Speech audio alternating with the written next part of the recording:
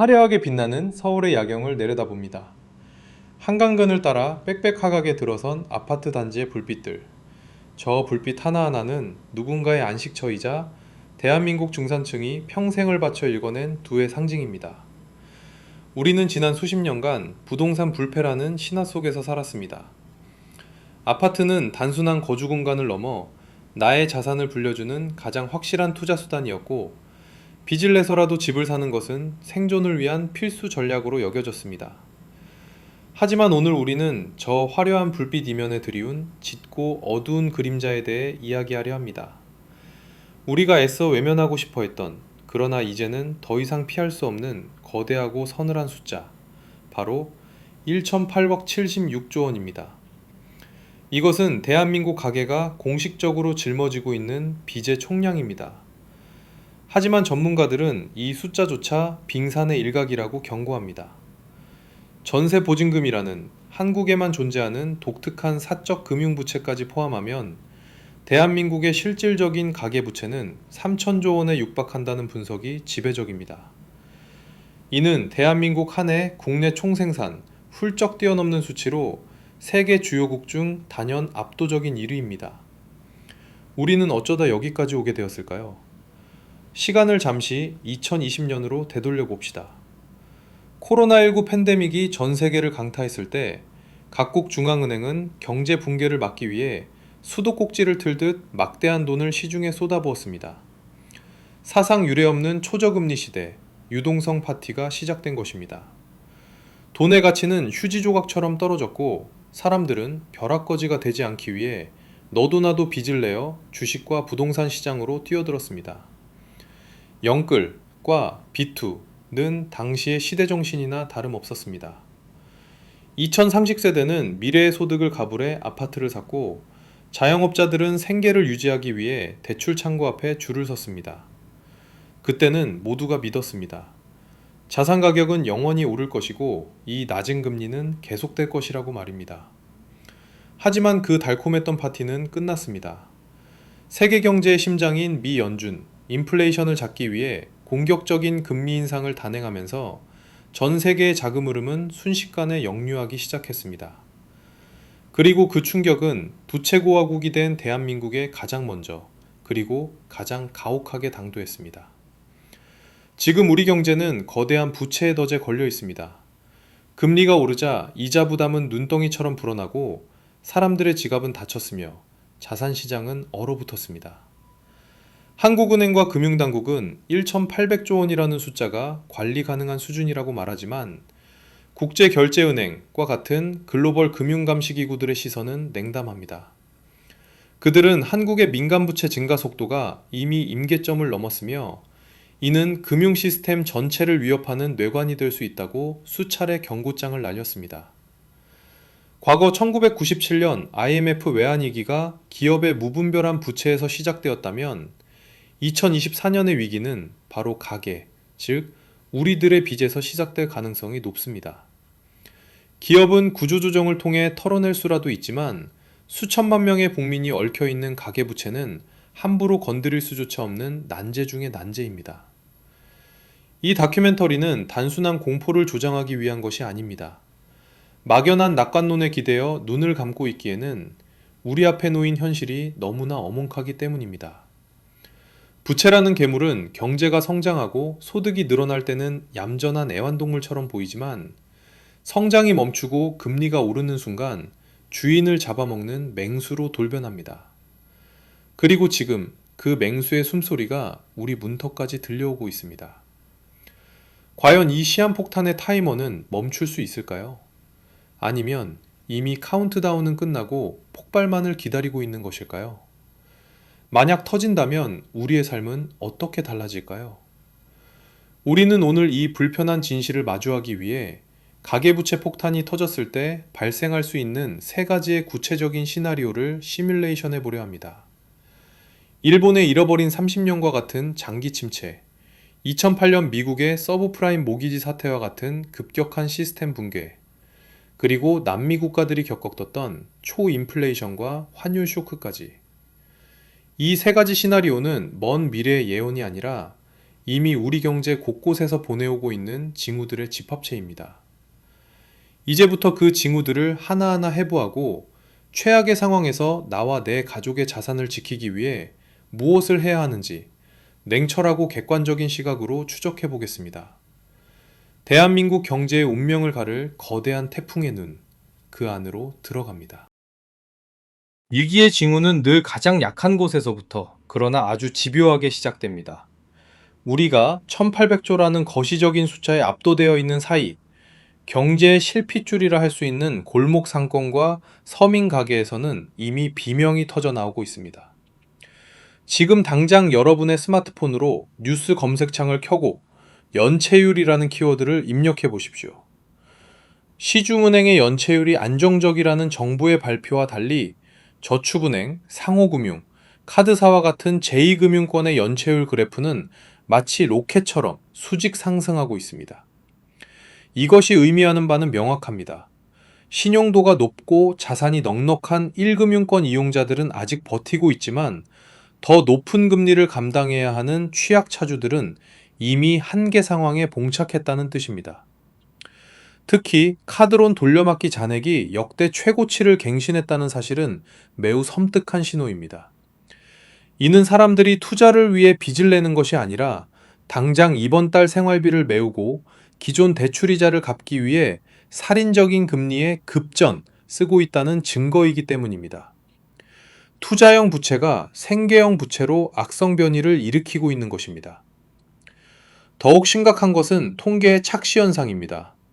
정부는 DSR, 총부채 원리금 상환 비율 규제를 통해 가계부채를 관리하고 있다고 자신하지만 여기에는 치명적인 맹점이 있습니다. 바로 대한민국 경제의 뇌관인 자영업자 부채입니다. 한국은 자영업자 비율이 20%에 달해 OECD 평균을 훨씬 웃도는 기형적인 고용 구조를 가지고 있습니다. 이들 자영업자가 사업자금 명목으로 받은 대출은 가계부채 통계가 아닌 기업부채로 분류되어 숨겨져 있습니다. 하지만 실상을 들여다보면 이는 법인이 아닌 개인이 집을 담보로 빌린 사실상의 가계빚입니다. 이 숨겨진 부채까지 합치면 위험 수위는 훨씬 더 높아집니다. 팬데믹 기간 동안 정부의 만기 연장과 상환유예 조치로 인위적으로 억눌러왔던 이 거대한 부실 덩어리는 지원 조치가 종료되는 순간 댐이 무너지듯 시장을 덮칠 것입니다. 우리는 이것을 좀비 기업에 빗대어 좀비 가게라 부를 수 있습니다. 이미 파산 상태여야 하지만 빚으로 생명을 연장하고 있는 가구들이 우리 주변에 너무나 많습니다. 또한 우리는 금리 인상의 시차, 타미게이터 효과를 간과해서는 안 됩니다. 중앙은행이 기준금리를 올린다고 해서 그 충격이 즉시 나타나는 것이 아닙니다. 통상적으로 금리 인상의 효과는 1년에서 1년 반의 시차를 두고 실물 경제에 본격적인 타격을 입힙니다. 2022년부터 시작된 급격한 금리 인상의 진짜 고통은 2024년과 2025년에 집중된다는 이야기입니다. 고정금리 대출 비중이 낮은 한국의 특성상 갱신 주기가 돌아올 때마다 차주들이 체감하는 이자 공포는 배가 됩니다. 월 100만 원 내던 이자가 200만 원, 250만 원으로 뛰었을 때 평범한 월급쟁이가 선택할 수 있는 길은 많지 않습니다. 외식을 줄이고 옷을 안 사 입고 아이 학원비를 끊는 소비 절벽이 시작되는 것입니다. 소비가 줄면 기업 실적이 악화되고 이는 다시 고용 불안으로 이어지는 R, 공포가 현실화됩니다. 부동산 시장에서 들려오는 파열음도 심상치 않습니다.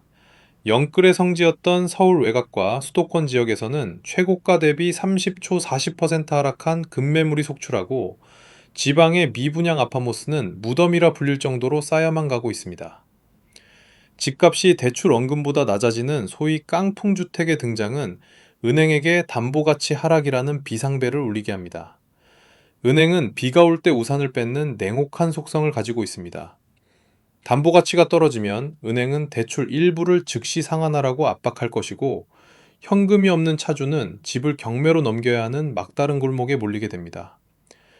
경매 물건이 쏟아지면 낙찰가는 더 떨어지고 이는 다시 주변 시세를 끌어내리는 악순환의 소용돌이 만듭니다. 지금 우리는 그 소용돌이의 가장자리에서 중심부로 빨려 들어가지 않기 위해 안간힘을 쓰고 있는 형국입니다. 하지만 물살은 점점 거세지고 있고 우리의 체력은 바닥나고 있습니다. 지문은 이제 경고를 넘어 현실이 되고 있습니다. 대한민국 경제가 가진 가장 치명적인 약점이자 가계부채 폭탄의 기폭제는 단연 부동산 시장에 있습니다. 한국 가계자산의 70% 이상이 부동산에 묶여 있다는 통계는 단순한 숫자가 아닙니다.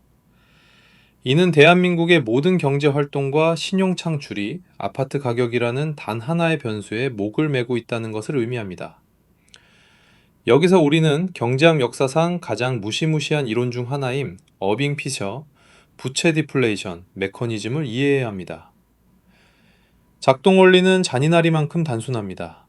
자산 가격이 하락하기 시작하면 대출을 받아 집을 산 사람들은 공포를 느낍니다. 담보 가치가 떨어지면 은행은 대출 회수 압박을 가하거나 금리를 올리고 차주는 빚을 갚기 위해 울며 겨자 먹기로 자산을 헐값에 매각합니다. 시장에 급매물이 쏟아지면 가격은 더 폭락하고 이는 다시 담보 가치 하락을 부르는 악순환의 고리가 형성됩니다. 빚의 명목 가치는 그대로인데 자산 가치만 쪼그라들면서 실질적인 부채 부담이 급증하여 경제 주체들이 연쇄적으로 파산하는 현상. 이것이 바로 부채가 경제를 집어삼키는 전형적인 패턴입니다. 하지만 한국에는 전 세계 어디에도 없는 독특한 제도가 하나 더 있습니다. 바로 이 위기를 몇 배로 증폭시킬 수 있는 전세제도입니다. 외국인들은 이해하기 힘든 이 제도는 금융공학적 관점에서 보면 사적 무이자 대출이자 완벽한 그림자 금융입니다. 집주인은 세입자에게 집을 빌려주는 대신 거액의 보증금을 무이자로 빌립니다. 공식 통계인 가계부채 1,800조 원에는 이 터모 보증금 부채가 대부분 빠져 있습니다. 한국은행 추산에 따르면 터모 보증금 규모만 약 1,000조 원에 달합니다. 즉 대한민국 가계가 짊어진 빚의 진짜 총량은 3,000조 원에 육박한다는 계산이 나옵니다. 문제는 부동산 상승기에 갭투자라는 이름으로 성행했던 투기 방식이 하락기에는 치명적인 독이 되어 돌아온다는 점입니다.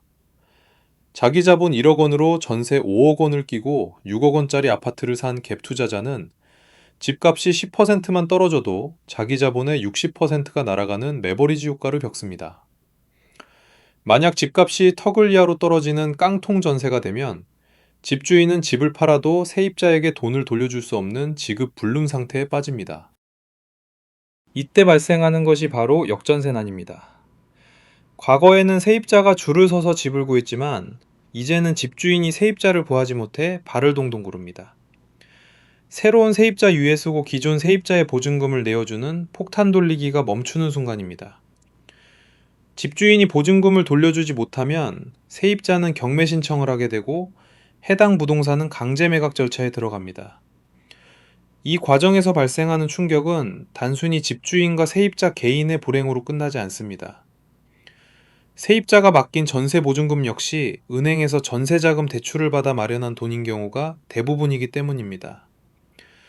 집주인이 망하면 세입자가 돈을 못 받고 세입자가 돈을 못 받으면 은행이 전세 대출금을 회수하지 못하게 됩니다.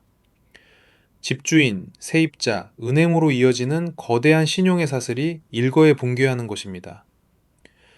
이는 주택도시보증공사와 같은 보증기관의 재무 건전성까지 위협하며 국가 재정에 막대한 부담을 안깁니다. 더욱 우려스러운 것은 이 메커니즘이 심리적 요인과 결합할 때의 파괴력입니다. 부동산은 심리입니다. 집값은 언젠가 다시 오른다는 믿음이 굳건할 때는 버틸 수 있지만 이제 끝났다는 공포가 시장을 지배하는 순간 투매가 시작됩니다. 특히 영끌족들이 집중적으로 매수한 수도권 외곽과 GTX 라인 주변의 아파트들이 먼저 타격을 입고 있습니다. 이들은 감당하기 힘든 원리금을 갚아나가며 집값 상승이라는 보상만을 기다려왔지만 그 희망이 사라진 지금 아파트는 자산이 아니라 매달 현금을 빨아들이는 콘크리트 감옥이 되었습니다. 은행권 역시 비상입니다. 담보인정 비율 LTV 규제가 있다 하더라도 낙찰가가 감정가의 70%, 60% 수준으로 떨어지는 경락률 하락 사태가 벌어지면 금융권의 손실은 불가피합니다. 유동성이 말라붙은 시장에서 황금성이 가장 떨어지는 자산인 부동산에 묶인 돈은 위기 시에 아무런 쓸모가 없는 죽은 돈이 됩니다. 우리는 지금 거대한 도미노의 첫 번째 블록이 흔들리는 것을 보고 있습니다. 이 블록이 넘어지면 뒤에 있는 수만 개의 블록들은 자신의 의지와 상관없이 쓰러져야만 합니다. 이것이 바로 레버리지 위에 쌓아 올린 모래성의 비극적인 결말입니다. 역사는 잔인하리만큼 정확하게 반복됩니다. 우리가 지금 겪고 있는 이 불안한 징후들이 과연 대한민국만의 특수한 상황일까요? 안타깝게도 세계 경제사는 부채 위에 쌓아 올린 번영이 어떻게 무너져 내리는지 수많은 피와 눈물로 기록된 선례들을 보여주고 있습니다. 가장 먼저 그리고 가장 강력하게 우리에게 경고를 보내는 나라는 바로 이웃나라 일본입니다. 1980년대 후반 일본은 지금의 한국처럼 자신감에 차 있었습니다. 도쿄 땅을 팔면 미국 전체를 살 수 있다는 말이 나올 정도로 부동산 버블은 극에 달했고 기업과 가게는 빚을 내어 자산을 사들였습니다. 그러나 1990년 금리 인상과 대출 총량 규제라는 정부의 핀셋 정책이 버블을 터뜨리는 바늘이 되었습니다. 결과는 참혹했습니다. 부동산 가격은 고점 대비 80% 이상 폭락했고 이후 일본 경제는 잃어버린 30년이라는 긴 터널에 갇혔습니다. 일본의 사례가 우리에게 뼈아픈 이유는 현재 대한민국의 상황이 당시 일본과 너무나도 닮아 있기 때문입니다. 급속도로 진행되는 고령화, 생산 가능 인구의 감소, 그리고 수도권 부동산에 대한 광적인 집착까지 판박이처럼 똑같습니다. 하지만 결정적인 차이점이 하나 있습니다. 당시 일본의 부채는 주로 기업이 짊어지고 있었고 가계의 저축률은 매우 높았습니다. 기업이 무너질 때 가계의 저축이 완충제 역할을 해준 것입니다. 반면 지금 한국은 기업이 아닌 가계가 빚더미에 앉아 있습니다. 가계부채가 GDP를 넘어선 나라는 위기가 닥쳤을 때 소비 여력이 완전히 소멸해버리기 때문에 일본보다 훨씬 더 깊고 어두운 침체의 늪에 빠질 수 있습니다. 리차드 쿠 노무라 종합연구소 수석 이코노미스트가 경고한 대차 대조표 불황이 가계부문에서 발생한다면 그 회복 탄력성은 기업 불황과는 비교할 수 없을 정도로 낮을 것입니다. 시선을 2008년 미국으로 돌려봅시다. 서브프라임 모기지 사태는 저신용자에게 무분별하게 대출을 내어준 것이 화근이었습니다. 반면 한국 정부는 LTV, 주택담보대출 비율과 DSR 규제가 있어 미국과는 다르다고 항변합니다. 한국의 차주들은 대부분 고신용자라는 것입니다. 이것은 사실일까요? 표면적으로는 맞습니다. 하지만 한국의 고신용자들은 유동성 위기에 매우 취약한 구조를 가지고 있습니다. 미국의 모기지는 대부분 30년 고정금리인 반면 한국은 변동금리 비중이 압도적으로 높습니다. 또한 전세자금 반환이나 신용대출 만기 연장처럼 짧은 주기로 목돈을 마련해야 하는 이벤트가 계속 발생합니다. 신용점수가 아무리 높아도 당장 현금이 돌지 않으면 흑자 부도가 나는 것이 금융의 냉혹한 원리입니다.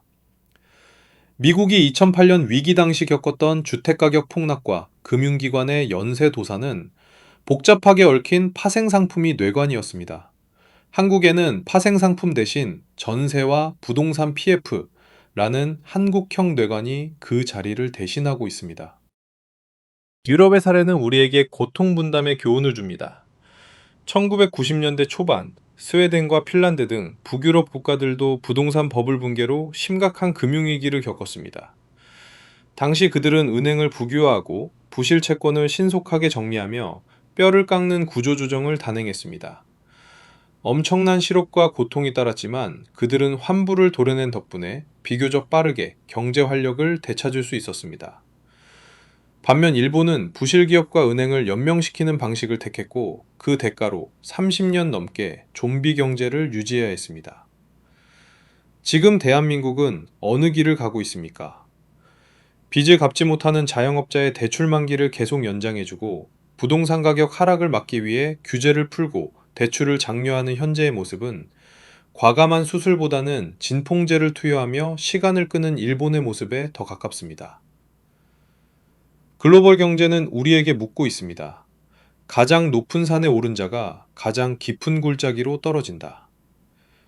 세계에서 가계부채 비율이 가장 높은 나라, 대한민국.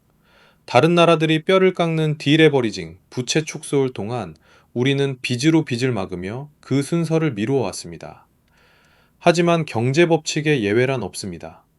늦게 치르는 대가일수록 그 청구서에는 더 비싼 연체이자가 붙어 있기 마련입니다. 이제 우리는 그 청구서를 받아들여야 할 시간이 머지않았음을 직감합니다. 세계 경제의 파고 속에서 과연 한국호는 침몰하지 않고 이 거대한 빚의 파도를 넘을 수 있을까요? 이제 거대한 담론에서 벗어나 이 시한폭탄이 실제로 터졌을 때 대한민국 경제라는 링 위에서 벌어질 구체적인 타격에 대해 이야기해 봅시다. 우리는 흔히 위기가 오면 정부가 돈을 풀어서 해결할 것이라는 막연한 기대를 가지고 있습니다. 하지만 이번엔 다릅니다. 대한민국 경제는 트릴레마, 삼중 딜레마라는 완벽한 포위망에 갇혀 있기 때문입니다. 가계부채 폭탄이 터지기 시작하면 가장 먼저 나타날 현상은 소비의 증발입니다. 이는 단순히 지갑을 닫는 수준이 아닙니다. 원리금 상환 부담이 소득의 임계치를 넘어서는 순간 가게는 생존에 필요한 최소한의 식비와 공과금을 제외한 모든 지출을 0으로 만듭니다. 동네 치킨집부터 대형 백화점, 그리고 여행사와 학원까지 내수시장 전체가 도미노처럼 쓰러집니다. 내수기업의 매출 급감은 곧바로 구조조정과 해고로 이어지며 이는 다시 가계소득을 감소시키는 죽음의 나선을 완성합니다. 자영업자 비중이 높은 한국 경제 구조상 이 충격은 사회적 재난에 가까운 형태로 나타날 것입니다. 더욱 치명적인 시나리오는 원화 가치의 폭락과 결합된 복합 위기입니다. 외국인 투자자들은 냉정합니다.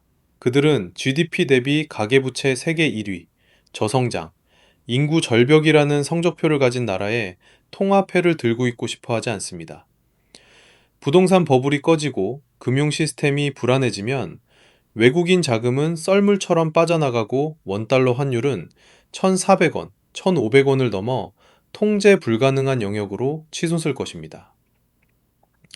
환율이 오르면 수입 물가가 폭등합니다. 기름값, 식자재값, 원자재 값이 미친 듯이 오르는 수입발 인플레이션이 닥치면 한국은행은 경기 침체 속에서도 물가를 잡기 위해 금리를 더 올려야만 하는 최악의 외통수에 몰리게 됩니다. 빚 때문에 죽겠는데 이자를 더 올려야 하는 상황. 이것이 바로 스태그플레이션 1997년 IMF 때는 기업만 살리면 됐지만 이번에는 2천만 가구를 동시에 살려내야 합니다. 이는 국가 재정으로도 불가능한 미션입니다. 부동산 PF 부실은 이 화약고에 던져진 성냥불입니다.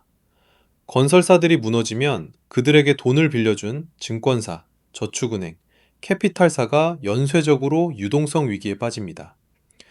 정부가 100조 원, 200조 원의 유동성을 공급하겠다고 발표해도 시장의 신뢰가 깨진 상태에서는 밑 빠진 독에 물 붓기가 될 뿐입니다. 이미 레고랜드 사태 때 우리는 시장이 얼마나 예민하게 반응하는지 목격했습니다. 흑자 기업조차 돈을 구하지 못해 부도가 나는 신용경색이 발생하면 경제의 혈관인 돈맥이 끊겨 심정지 상태가 옵니다. 이때 가장 큰 피해를 보는 것은 예금자 보호 한도를 넘는 돈을 넣어둔 은퇴자들과 하루 벌어 하루 먹고 사는 일용직 노동자들입니다. 자산 가격의 하락은 가진 자들에게는 평가 손실이지만 없는 자들에게는 생존의 위협이 됩니다. 양극화는 극단으로 치닫고 사회적 갈등 비용은 천문학적으로 증가할 것입니다. 이것이 우리가 마주해야 할 필터 없는 1800조 폭탄의 파편들입니다. 그렇다면 이 절체절명의 순간에 운전대를 잡고 있는 정부와 한국은행은 무엇을 할 수 있을까요? 안타깝게도 그들의 손발은 묶여 있습니다. 한국은행 총재의 고뇌는 여기서 깊어집니다. 경기를 살리려면 금리를 낮춰야 하는데 금리를 낮추면 한미금리 격차가 더 벌어져 외국인 자금이 이탈하고 환율이 폭등합니다. 반대로 환율과 물가를 잡기 위해 금리를 올리자니 1800조 빚대에 앉은 가게와 자영업자가 줄 파산할 것이 뻔합니다. 이러지도 저러지도 못하는 진퇴양난 속에서 당국이 선택한 현재의 전략은 시간 벌기와 연착륙이라는 이름의 미봉책입니다. 대출 만기를 연장해주고 상환을 유예해주며 특례보금자리론 같은 정책 모기지를 풀어 억지로 부동산 가격을 받치고 있는 것입니다. 하지만 냉정하게 말해 이는 골문 상처를 수술하지 않고 진통제만 계속 투여하는 것과 같습니다. 빚을 내서 빚을 갚게 하는 정책은 당장의 파국은 막을 수 있을지 몰라도 결국 부채의 규모를 더 키워 미래 세대에게 더 큰 청구서를 떠넘기는 행위입니다. 경제학에는 공짜 점심은 없다는 철칙이 있습니다. 지금의 고통을 유예한 대가는 장기 저성장과 좀비 경제화로 돌아옵니다. 구조조정 없는 지원은 부실차주들의 도덕적 해이를 불러오고 건강한 경제 주체들의 의욕마저 꺾어버립니다. 정부는 관리 가능하다는 주문을 외우고 있지만 시장은 알고 있습니다. 언젠가는 옥석 가리기가 시작되어야 하고 그 과정에서 수많은 좀비 기업과 한계 가구들이 정리되는 고통스러운 디레버리징 과정을 피할 수 없다는 것을 말입니다. 결국 정부가 할 수 있는 최선은 질서 있는 파산을 유도하는 것입니다. 모든 사람을 구할 수는 없습니다. 회생 가능한 차주에게는 채무 조정을 통해 재기의 기회를 주고 회생 불가능한 차주는 파산 절차를 통해 신속하게 시장에서 퇴출시켜 경제의 불확실성을 제거해야 합니다. 또한 부동산에 쏠린 자금을 생산적인 분야로 돌리기 위한 고통스러운 체질 개선이 필요합니다. 하지만 선거를 의식해야 하는 정치권이 과연 표 떨어지는 소리가 들리는 이 인기 없는 정책을 과감하게 밀어붙일 수 있을까요? 포퓰리즘과 경제 논리 사이의 줄타기 속에서 골든타임은 속절없이 흘러가고 있습니다. 중앙은행의 통화정책도 정부의 재정정책도 더 이상 만병통치약이 될 수 없는 시대. 우리는 이제 국가가 나의 모든 빚을 해결해 줄 것이라는 환상에서 깨어나야 합니다. 각자 도생, 슬프지만 이것이 현 정책의 행간에 숨겨진 진짜 메시지일지도 모릅니다. 이제 카메라의 앵글을 것이 경제에서 나 자신에게로 돌려봅시다. 국가도 은행도 나를 지켜주지 못하는 이 거친 파도 속에서 개인은 어떻게 생존해야 할까요? 첫 번째 원칙은 잔인할 정도로 명확합니다. 현금 흐름이 왕이다 라는 사실을 뼛속 깊이 새기는 것입니다. 자산 가격 상승기에 중요했던 것이 얼마를 벌었냐 였다면 부채 위기 시대에 중요한 것은 얼마의 현금을 쥐고 있느냐입니다. 부동산 주식 등 환금성이 떨어지는 자산의 비중을 줄이고 달러나 예금 같은 즉시 현금화 가능한 자산을 확보해야 합니다. 무리하게 빚을 내서 투자한 자산이 있다면 손실을 보더라도 과감하게 정리하여 부채의 절대 규모를 줄이는 손절매의 용기가 필요합니다. 지금의 손실이 확정되는 것이 두려워 머뭇거리다가는 나중에는 팔고 싶어도 팔 수 없는 상황에서 경매로 전 재산을 날릴 수 있습니다. 두 번째는 금리에 대한 저금력을 키우는 것입니다. 저금리 시대는 끝났습니다. 앞으로 우리는 중금리, 중물가가 뉴 노멀인 시대를 살아가야 합니다. 고정 지출을 줄여 저축률을 높이고 어떤 상황에서도 대출이자를 감당할 수 있는 현금 흐름을 만들어야 합니다. 특히 영끌로 집을 산 분들은 지금이라도 고정금리로 갈아타거나 집 규모를 줄여서라도 대출 원금을 갚아나가는 다운사이징을 심각하게 고려해야 합니다. 투자의 관점도 바뀌어야 합니다. 국내 자산에만 올인하는 홈바이어스를 버려야 합니다. 원화 가치가 하락할 때 내 자산을 방어해 줄 수 있는 달러 자산, 미국 국채, 금과 같은 안전자산으로 포트폴리오를 다변화하는 것은 이제 선택이 아닌 필수입니다. 마지막으로 공부하는 자만이 살아남는다는 것입니다. 위기는 준비된 자에게는 기회입니다. IMF 때도 금융위기 때도 누군가는 헐값에 나온 우량 자산을 주워 담아 큰 부를 이뤘습니다. 하지만 그것은 현금을 쥐고 있고 시장의 바닥을 읽을 수 있는 안목을 가진 소수의 몫이었습니다. 공포에 질려 뇌동매매를 하거나 뜬 소문에 휘둘려서는 안 됩니다. 냉철하게 경제 지표를 읽고 정부 정책의 이면을 해석하며 나만의 시나리오를 써야 합니다. 겨울이 오고 있음을 인정하고 땔감을 준비하는 사람만이 긴 겨울 끝에 찾아올 봄을 맞이할 자격이 있습니다. 지금은 공격할 때가 아니라 방패를 튼튼히 하고 성격을 보수하며 다가올 폭풍을 견뎌낼 체력을 비축해야 할 때입니다. 살아남으십시오. 그것이 이 난세의 유일한 승리 조건입니다. 다큐멘터리를 마치며 다시 서울의 밤거리를 비춥니다. 여전히 도시는 화려하고 사람들은 분주히 오늘을 살아갑니다. 하지만 우리는 이제 저 불빛 속에 숨겨진 위태로운 진실을 알고 있습니다. 털찰백조 원의 가계부채. 이것은 우리가 지난 수십 년간 미래의 풍요를 당겨 쓴 대가이자 성장에 취해 잊고 지냈던 탐욕의 영수증입니다. 누군가는 이 위기가 과장되었다고 말합니다. 한국 경제의 펀더멘털은 튼튼하다고 위로합니다. 하지만 숫자는 거짓말을 하지 않습니다. 그리고 역사는 비두에 쌓은 성이 얼마나 허무하게 무너질 수 있는지를 끊임없이 경고해 왔습니다. 폭탄의 타이머를 멈추기에 어쩌면 이미 너무 늦었을지도 모릅니다. 고통스러운 구조조정의 칼바람이 불어올 것이고 그 과정에서 우리는 익숙했던 성장과 풍요를 잠시 내려놓아야 할 수도 있습니다.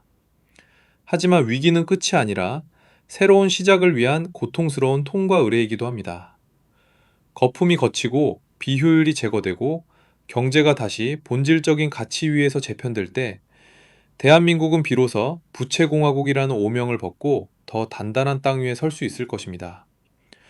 중요한 것은 직시하는 용기입니다. 불편한 진실을 외면하지 않고 냉정한 현실인식 위에서 각자의 생존 전략을 세우는 것. 그리고 국가와 사회가 이 고통을 어떻게 공정하게 분담할 것인지 치열하게 고민하는 것. 그것이 지금 우리에게 주어진 마지막 숙제입니다. 비는 피할 수 없다면 맞아야 합니다. 하지만 젖은 옷을 입고 떨고만 있을 것인지 아니면 비 온 뒤 굳어질 땅을 준비할 것인지는 오직 우리의 선택에 달려 있습니다. 부자의 경제학 오늘 준비한 이야기는 여기까지입니다. 시청해주신 여러분 고맙습니다.